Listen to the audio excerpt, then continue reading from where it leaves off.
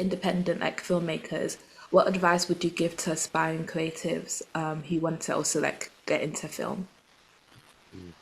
Collaborate, community. It's so important. Like we would be nothing without the people that put their hands in to make this happen with us. You know, we are so blessed with people that, firstly, are just great friends, but secondly, have amazing talent that, they are willing and eager to share with us so that we can make something together. You got an actor friend here, actor friend there, friend that's good with a camera there, friend that understands sound there. You guys get together and you can make something happen without having to wait for the money to come in or the phone to ring. It's tough and it has its own challenges doing things independently, but at the very least, it's a foot in the door, and you make something like the two things behind my brother Phil right there.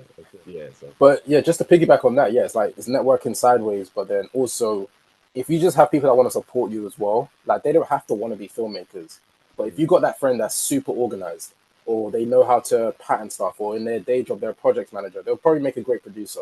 Oh If you yeah. got someone that's got who's got a decent ear and they can hear stuff really really well, then yeah, they might be a decent sound person. And it's not always going to be perfect at first, but you can grow together and you can work on more projects together. But yeah, networking sideways is important, and make sure that you're going out, going to people's screenings, supporting independent cinema, because the film industry in the UK or London specifically is not as big as people think it is. It's quite small. If you go to enough events, you'll see the same people over and over and over again, and those people become your community as well. So just understand who's also making films next to you. See how you can help them. See how they can help you. Like I spent a lot of time being on other people's projects, not as a director or writer, just as a sound man or a runner or even a cameraman. Like I've helped other people, and then other people have decided to help me over time as well. So network sideways, grow together, and eventually the industry will take a look. And if they don't, then they don't. But understand that yeah, we're going to make stories for us, and if we're making it for us, why shouldn't we all be involved? You know what I mean? Mm. And like one last question I always like ask my guest is, what does it mean to be a storyteller to you guys? Yeah, why is storytelling important?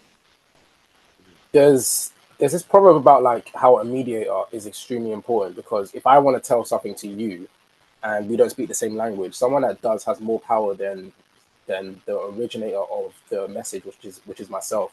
And that's what a storyteller is. Storytelling has happened throughout all of human history. As long as we've been able to communicate, we've been able to tell stories, and they're so influential and they impact change, especially over time, because your story will be here after you're gone. Do you know what I mean?